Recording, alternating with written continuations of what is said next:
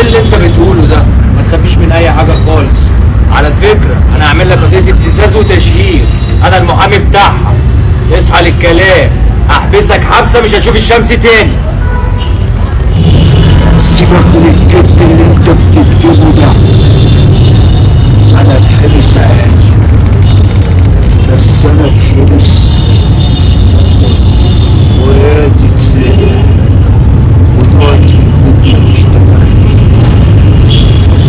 هتحل يا اسطى انت وهي.